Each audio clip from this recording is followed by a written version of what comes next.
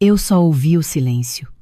A sala ficou tão quieta que eu podia ouvir meu próprio coração batendo. Minha cunhada, Patrícia, me olhava com aquele sorriso que eu conhecia bem. O sorriso de quem acha que já ganhou. Sabe, eu sempre fui a dentista da família. 48 anos, 12 anos de casamento com Rogério, e todos esses anos cuidando dos dentes de cada um deles de graça. Limpeza, canal, implante, tudo. Mas naquele momento, olhando para Patrícia e para minha sogra, Dona Lucinda, sentadas no meu sofá, na minha sala, eu percebi uma coisa. Para elas, eu nunca seria família de verdade. Foi em novembro. Lembro porque as lojas já estavam cheias de decoração de Natal. Curitiba fica linda nessa época, e eu sempre fazia questão de decorar a casa toda. Comprava as luzes, a árvore nova a cada 3 anos, os enfeites importados. Era minha forma de criar aquele clima de família que eu sempre quis ter. A casa. Deixa eu explicar logo isso, porque sei que vocês vão perguntar. É uma casa grande, 2 andares, no bairro Batel. 3 quartos, piscina, churrasqueira. Eu comprei ela em 2011, 2 anos antes de conhecer Rogério, com o dinheiro que juntei trabalhando desde os 22 anos. Cada tijolo daquela casa foi pago com meu suor, com madrugadas atendendo emergências dentárias, com finais de semana trabalhando. Quando casei com Rogério, a casa já estava completamente quitada. Eu nem mudei o nome na escritura porque, sinceramente, nem passou pela minha cabeça que isso seria importante um dia. Rogério trabalhava como gerente de vendas, ganhava bem, mas nunca contribuiu para a casa em si. Pagava algumas contas, fazia compras, mas a casa sempre foi minha. Isso vai ser importante depois. Voltando para aquela quinta-feira. Dia 15 de novembro. Proclamação da República. Feriado. Eu tinha chegado em casa mais cedo porque o consultório estava fechado. Entrei pela porta da cozinha, que dá para a garagem, e foi quando ouvi as vozes na sala. Lucinda, a gente precisa convencer o Rogério. Era a voz de Patrícia. A Márcia tem que vender essa casa. Com o dinheiro, a senhora pode fazer o tratamento particular, pagar os remédios caros, tudo. Minha sogra, que tinha 72 anos e há 6 meses tinha descoberto um problema sério no coração, suspirou. Mas filha, a casa é da Márcia. É da família, mãe. Patrícia bateu na mesa. Eu podia imaginar perfeitamente o gesto dramático dela. O Rogério é seu filho. Ele mora aqui há 12 anos. Isso faz da casa nossa também. E vamos ser sinceras, a Márcia não tem filhos. Não é do nosso sangue. Quando a senhora e eu precisamos, ela tem que ajudar. Fiquei ali, parada, segurando minha bolsa. 12 anos. 12 anos fazendo churrasco para essa família todo domingo. 12 anos pagando os dentes de todo mundo. 12 anos ouvindo piadinhas sobre como eu era workaholic e focada demais na carreira porque não tinha filhos. Rogério e eu tentamos, mas não veio. E tudo bem. Eu fiz as pazes com isso há muito tempo. E se ela não quiser vender? A voz de Dona Lucinda estava fraca. Então a gente faz ela entender que esse é o melhor presente que ela pode dar para a família. A senhora está doente, mãe. Precisa de cuidados. O Carlos e eu não temos como pagar tudo isso sozinhos. Carlos, o marido de Patrícia, meu cunhado, ele trabalhava no mesmo departamento que Rogério, mesmo cargo, mesmo salário. A diferença? Eles tinham 3 filhos e sempre viviam no vermelho. Eu nunca entendi como, porque Rogério e eu, sem filhos, vivíamos confortavelmente, mas não éramos ricos. Mas não era da minha conta. Atecer. Entrei na sala. Boa tarde, Patrícia. Dona Lucinda. O rosto de Patrícia ficou vermelho, mas só por 1 segundo. Ela era rápida, minha cunhada. Sempre foi. Márcia, não ouvi você chegar. Percebi. Coloquei minha bolsa no aparador. Vocês estavam conversando sobre vender minha casa. Dona Lucinda abriu a boca, mas Patrícia foi mais rápida. Márcia, senta aqui. Vamos conversar como família. Como família. Engraçado ela usar essa palavra justo agora. Sentei. Deixei elas falarem. Patrícia explicou toda a situação. O problema no coração de Dona Lucinda era sério. Ela precisava de um marca-passo novo, de remédios importados, de acompanhamento médico constante. O SUS tinha fila de espera. O plano de saúde dela era básico e não cobria tudo. Quanto? Perguntei. O quê? Patrícia piscou. Quanto custa? O tratamento todo. 200 mil reais. Talvez 250. Eu assenti. E vocês acham que eu deveria vender minha casa, que vale 1.200.000, para pagar isso? Não é só a sua casa, Márcia. Patrícia se inclinou para a frente. É a casa do Rogério também. Vocês são casados há 12 anos. Isso é da família. Patrícia tem razão, filha. Dona Lucinda falou baixinho. Você é uma moça tão boa, tão inteligente. Sei que você vai fazer a coisa certa pela família. Família. Essa palavra de novo. Deixa eu entender. Respirei fundo. Vocês querem que eu venda a casa que comprei com meu dinheiro antes de casar e divida o valor com... Quem exatamente? Com a família. Patrícia estava ficando impaciente. Com seu marido, que mora aqui há 12 anos, com a mãe dele, que precisa de cuidados, com a gente, que é seu sangue por casamento. Eu não tenho filhos, então não importo tanto assim, certo? As palavras saíram antes que eu pudesse segurá-las. O silêncio foi pesado. Patrícia olhou para Dona Lucinda. Minha sogra olhou para as mãos. Foi quando Patrícia disse: Márcia, vou ser honesta com você porque eu te respeito. Ela não me respeitava. Eu sabia. Todo mundo sabia. Você não tem filhos. Não é do nosso sangue. Você é uma pessoa boa, trabalha muito, mas... Quando você olha para o futuro, o que você vê? Você vai morrer sozinha, Márcia. Essa casa enorme, vazia, não faz sentido. O melhor presente que você pode dar para esta família, para pessoas que vão ter futuro, que têm sangue, é desaparecer um pouco, vender isso aqui, ajudar quem realmente importa e talvez até recomeçar em algum lugar menor, mais adequado para sua situação. Minha situação. 48 anos, sem filhos, dentista bem-sucedida, dona da própria casa. Essa era a minha situação. Olhei para Dona Lucinda. A senhora concorda com isso? Minha sogra suspirou. Márcia, você é uma boa menina. Mas a Patrícia tem um ponto. Família cuida da família. E sangue é sangue. Eu assenti. Só isso. Assenti. Então, Patrícia se animou. Você vai conversar com o Rogério? Vocês podem começar a ver isso com um corretor essa semana mesmo. Natal está chegando. É boa época para vender casa. Vou pensar. Me levantei. Com licença. Subi para o quarto. Sentei na cama. Liguei para meu irmão Daniel, que é advogado em São Paulo. Expliquei tudo. Cada palavra. Márcia. Ele falou devagar. Você sabe que a casa é completamente sua, né? Você comprou antes do casamento. Está no seu nome. Não entrou em regime de comunhão parcial de bens porque foi adquirida antes. É seu patrimônio particular. Oizai. Então por que você está pensando? Não estou pensando em vender, Daniel.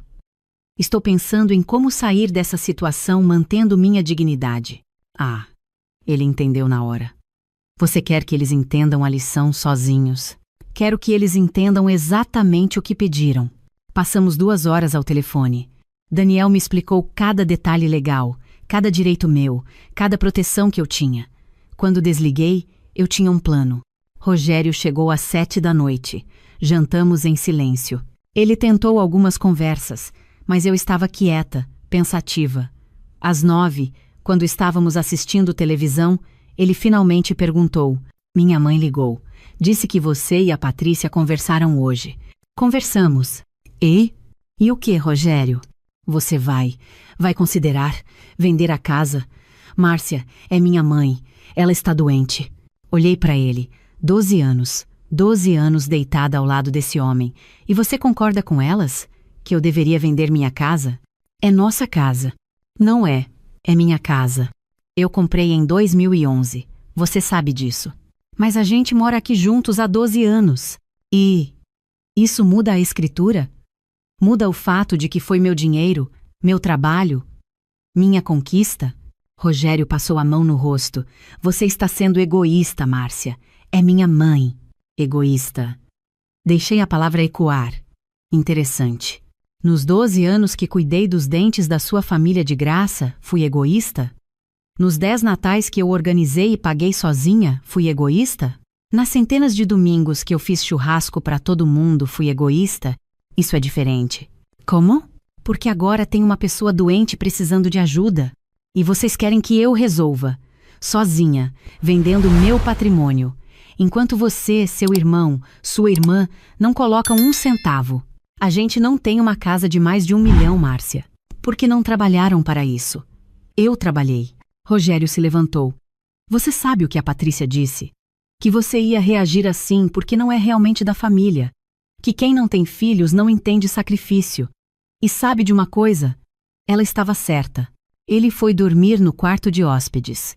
Eu fiquei na sala até meia-noite, olhando para aquela casa que construí tijolo por tijolo, e tomei minha decisão. Na sexta-feira, dia 16 de novembro, às 8 da manhã, liguei para 3 corretores de imóveis. Marquei visita com todos para a tarde. Às 9, fui ao meu consultório. Atendi meus pacientes normalmente. Às 11h15, entre um paciente e outro, liguei para Daniel. Quero vender a casa. Tem certeza? Absoluta. Me passa o contato daquele corretor que você conhece, o discreto. Às 2 da tarde, o primeiro corretor chegou. Alto, magro, de terno azul marinho. Eu mostrei cada cômodo, expliquei cada detalhe. Ele anotou tudo, tirou fotos, fez medições. Quanto tempo para vender? Perguntei. Uma casa dessas nessa localização? 3 semanas. Talvez 1 mês se você quiser o preço cheio. Quero o preço cheio. Mas quero em 3 semanas. Posso tentar. O segundo corretor chegou às 3. Mesma apresentação, mesmas perguntas. Ele era mais otimista. 2 semanas, fácil. Tenho 3 clientes procurando no Batel. O terceiro corretor, Marcos, chegou às 4h20. Foi o que Daniel recomendou. Ele não era apenas corretor, era investidor. Conhecia o mercado como ninguém. Dona Márcia. Ele olhou para a casa com aquele olhar de quem sabe calcular valor. Posso perguntar por que a pressa? Assunto pessoal. Entendo. Olha, eu tenho um cliente que vai adorar essa casa. Empresário, está procurando algo assim há 6 meses. Posso ligar para ele agora mesmo, trazer ele aqui segunda-feira? Pode. E o senhor Rogério? Ele sabe da venda? A casa está no meu nome, só no meu nome. Patrimônio particular, adquirido antes do casamento. Está tudo documentado. Marcos sorriu. Então vamos fazer negócio. Naquele fim de semana fiz 3 coisas. Primeiro, fui ao banco e abri uma conta corrente nova, só minha, em outra instituição. Segundo, liguei para uma empresa de mudanças e agendei para 3 semanas depois. Terceiro, comecei a separar minhas coisas das de Rogério. Na segunda-feira, dia 19, o cliente de Marcos veio ver a casa. Eu tinha dado uma desculpa para Rogério, disse que ia ficar no consultório até mais tarde. Ele nem questionou. Estava distante desde nossa briga. O cliente era um médico, Dr. Fernando, uns 50 e poucos anos. Viúvo há 3 anos, procurando recomeçar. Ele adorou a casa na hora. É exatamente o que procuro. Quanto? 1.200.000. Aceito. Posso pagar à vista, metade agora, metade na escritura. Marcos olhou para mim. Eu assenti. Então está fechado. Nos próximos 10 dias, foi uma correria. Documentação, assinaturas, papelada sem fim. Eu fazia tudo nas minhas horas de almoço entre pacientes, em qualquer minuto livre. Rogério não desconfiou de nada porque eu sempre fui assim, sempre ocupada, sempre resolvendo coisas. No dia 25 de novembro, um sábado, Patrícia e Carlos vieram almoçar. Dona Lucinda também. Era tradição de família, almoço de sábado. Geralmente eu fazia uma feijoada, todo mundo adorava. Daquele dia, eu fiz sanduíches. Sanduíches? Patrícia franziu o nariz. Cadê a feijoada? Não tive tempo de fazer. Durante o almoço, Patrícia voltou ao assunto. Claro que voltou. Então, Márcia, já conversou com o Rogério sobre a casa? Conversai. E? Estou resolvendo. Os olhos dela brilharam. Sério? Você vai vender? Vou fazer o que é certo. Depois do almoço, quando todos foram embora, Rogério me pegou no corredor. Você realmente vai vender? Vou fazer mudanças, Rogério. Grandes mudanças. Para ajudar minha mãe? Não respondi. Só fui para o quarto e continuei separando minhas coisas. Ele ficou ali, parado, sem entender. No dia 29 de novembro, uma quinta-feira, foi a assinatura da escritura. Eu faltei no consultório pela primeira vez em 3 anos. Dr. Fernando, Marcos, eu e os advogados. 600 mil reais depositados na minha conta na hora. O restante seria no dia da entrega das chaves, 15 de dezembro. 16 dias para esvaziar uma vida inteira de uma casa. Cheguei em casa às 3 da tarde. Rogério estava trabalhando, voltaria às 6. Comecei a empacotar livros, roupas, documentos, fotos. Deixei tudo que era dele, tudo que era da família. As lembranças deles, os presentes que me deram, as fotos com eles. Peguei apenas o que era meu.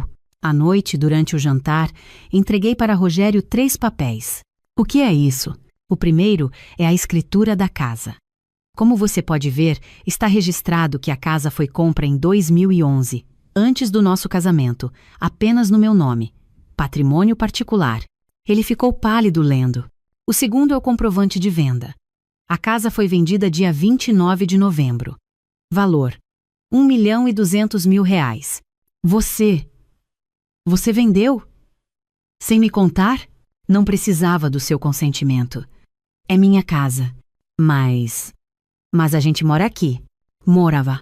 O terceiro papel é o contrato de aluguel de um apartamento em seu nome. 2 quartos, bairro Alto. 600 reais por mês. Já paguei os 3 primeiros meses. Você tem onde morar. Rogério olhou para mim como se me visse pela primeira vez. E você? Você vai morar onde? Isso não é mais da sua conta. Márcia, espera. Espera. Eu sei que fui um idiota, mas a gente pode conversar sobre isso. Conversar? Como conversamos sobre vender minha casa? Como conversamos sobre eu desaparecer porque não sou do sangue da família? Você ouviu aquilo? Ouvi tudo. Ele sentou pesadamente. Márcia, Rogério, nos próximos 15 dias, a empresa de mudanças vai vir buscar suas coisas. Já separei tudo. Você vai para o apartamento. A casa será entregue dia 15. E o dinheiro? Da venda? O que tem o dinheiro? A gente não vai dividir? Para ajudar minha mãe? Eu ri. Pela primeira vez em semanas eu ri. Dividir? O dinheiro da minha casa que eu comprei com meu trabalho, que é patrimônio pessoal? Rogério, você entende o que é patrimônio particular? Mas a gente é casado. E continuaremos sendo até eu decidir o contrário. Mas o dinheiro é meu. Todo ele. Você é louca. Isso é egoísmo. É direito. É lei. É justiça. Ele tentou argumentar. Mas eu subi para o quarto. Tranquei a porta. Ouvi ele batendo, gritando, chorando do outro lado. Não abri. No dia seguinte, sexta-feira, 1º de dezembro, as coisas ficaram interessantes. Patrícia apareceu no meu consultório às 10 da manhã. Entrou direto no meu gabinete, sem hora marcada. Você vendeu a casa? Ela estava vermelha, suada, alterada. Vende.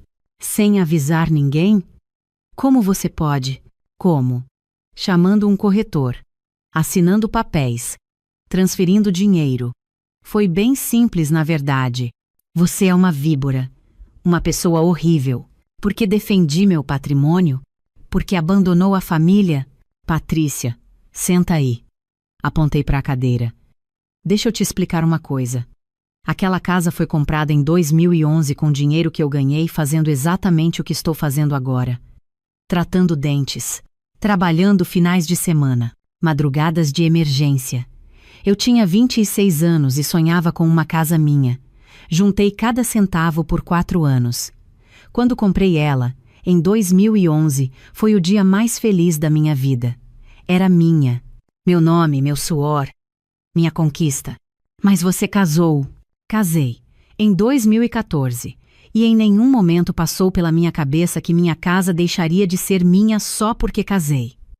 Rogério nunca pagou IPTU, nunca pagou condomínio, nunca fez uma reforma. Ele morou lá, sim, mas morar não é ser dono. Vocês são casados. E?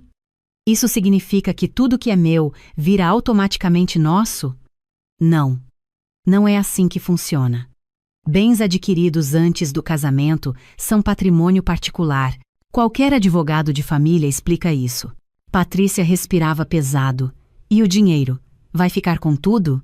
Vu, você é uma pessoa terrível. Espero que você fique sozinha para sempre. Que você morra sozinha nesse seu egoísmo. Patrícia, me levantei. Você chegou aqui e me pediu para vender minha casa. Sua exata palavra foi que o melhor presente que eu podia dar era desaparecer. Então foi isso que fiz. Vendi a casa. E vou desaparecer. Exatamente como você pediu. Não foi isso que eu quis dizer. Foi exatamente isso. Você queria que eu desaparecesse, que eu abrisse mão do que era meu, que eu me sacrificasse porque, nas suas palavras, não sou do sangue da família. Então eu te dei o que você pediu. Ela ficou ali, tremendo de raiva. Você vai se arrepender. Talvez. Mas será meu arrependimento, na minha casa nova, comprada com meu dinheiro. Patrícia saiu batendo a porta. 15 minutos depois, meu celular tocou. Era a Dona Lucinda. Márcia, filha, por favor, vamos conversar. Não há nada para conversar, Dona Lucinda. Eu estou doente e eu sinto muito por isso. De verdade. Mas não é minha responsabilidade resolver. Você é tão fria. Eu nunca imaginei que você fosse assim. A senhora disse que sangue é sangue, que eu não era realmente da família porque não tenho filhos. A senhora disse isso na minha cara, na minha sala, na minha casa. Então eu apenas concordei com a senhora. Eu não quis dizer que... E está tudo bem. Agora a senhora sabe exatamente onde estamos. Eu desejo melhoras no seu tratamento. De coração. Mas não vou vender minha vida para financiar a de vocês. Desliguei. Os próximos dias foram libertadores. Sim, essa é a palavra. Eu acordava e sentia como se um peso tivesse saído dos meus ombros. Rogério tentava conversar, mas eu estava firme. Ele dormia no quarto de hóspedes e começou a fazer as próprias refeições. No dia 5 de dezembro, liguei para a clínica onde Dona Lucinda fazia tratamento. Paguei uma consulta com o cardiologista, só uma, e mandei uma carta para ela. Dona Lucinda, a senhora tem direito a tratamento pelo SUS. Pode demorar, mas é possível. Também há organizações que ajudam pacientes cardíacos. Segue uma lista. Espero que a senhora fique bem. Não era cruel, era honesto. Eu não ia abandonar uma pessoa doente completamente. Mas também não ia sacrificar tudo por uma família que nunca me viu como parte dela. No dia 10 de dezembro, a mudança aconteceu. 2 vans vieram buscar as coisas de Rogério. Ele estava no trabalho. Eu coordenei tudo. Roupas, sapatos, livros, documentos, tudo para o apartamento no bairro Alto. Minhas coisas? Já tinha mudado aos poucos para meu novo apartamento. Menor, 2 quartos, mas em frente a um parque. Meu. Completamente meu.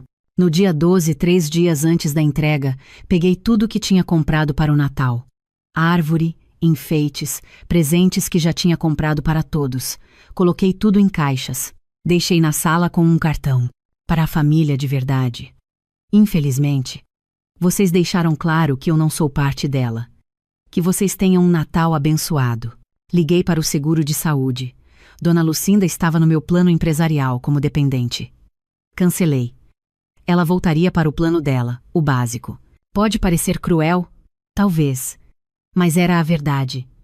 Eu estava pagando por algo que, segundo eles mesmos, não era minha responsabilidade. Afinal, eu não era da família. No dia 15 de dezembro, uma sexta-feira, às 9 da manhã, encontrei Dr. Fernando na casa. Ele trouxe o restante do dinheiro, R$600 mil depositados na minha conta. Entreguei as chaves. A casa está vazia? Ele perguntou. Completamente. Bem, tem algumas caixas na sala. Decoração de Natal. O senhor pode ficar com elas ou doar, como preferir. Obrigado, Dona Márcia.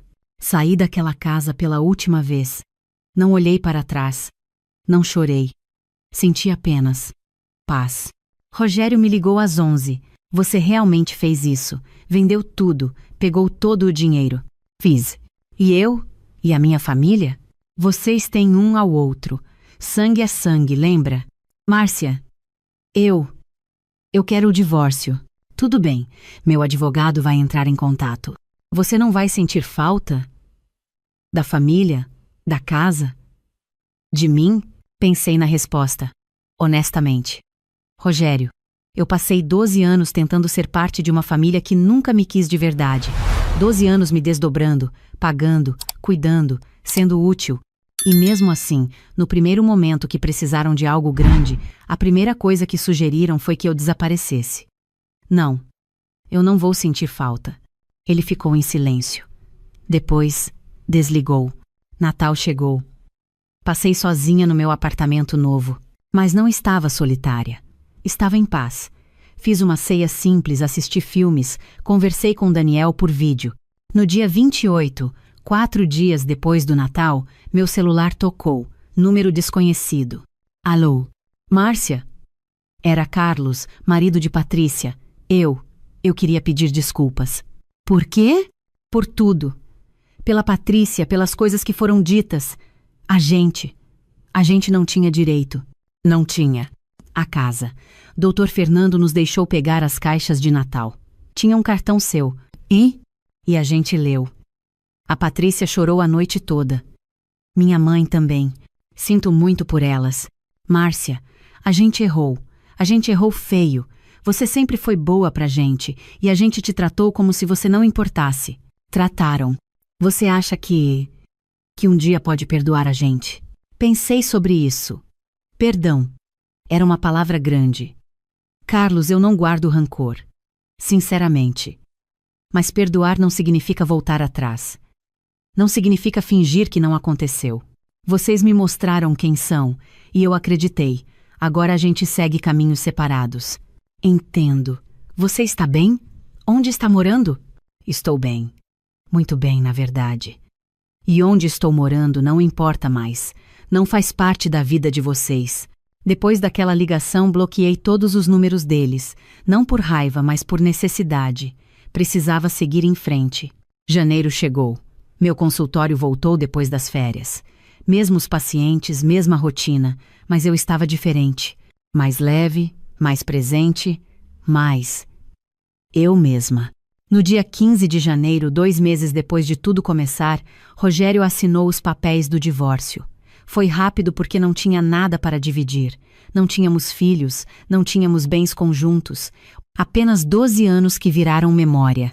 Hoje, quando olho para trás, não me arrependo. Poderia ter feito diferente? Claro. Poderia ter explicado melhor, poderia ter dado uma chance, poderia ter sido mais gentil. Mas a verdade é que eles não pediram gentileza. Pediram para eu desaparecer. E foi exatamente isso que fiz. Desapareci da vida deles, levando comigo o que sempre foi meu. Minha casa, meu dinheiro, minha dignidade. As pessoas perguntam se eu me sinto sozinha. Não. Eu me sinto livre. Livre para ser quem sempre fui sem me desculpar por não ter filhos, por trabalhar muito, por ter conquistado algo que é meu. Livre para construir uma vida que não depende de ser aceita por gente que nunca me viu de verdade. E se eu pudesse voltar no tempo, mudaria algo? Só uma coisa. Teria saído mais cedo. Teria entendido mais cedo que família não é quem compartilha sangue, mas quem realmente te valoriza. O resto? O resto eu faria exatamente igual. Porque às vezes, o melhor presente que você pode dar para si mesma é simplesmente desaparecer de lugares onde nunca foi bem-vinda e reconstruir, no silêncio, a vida que sempre mereceu ter.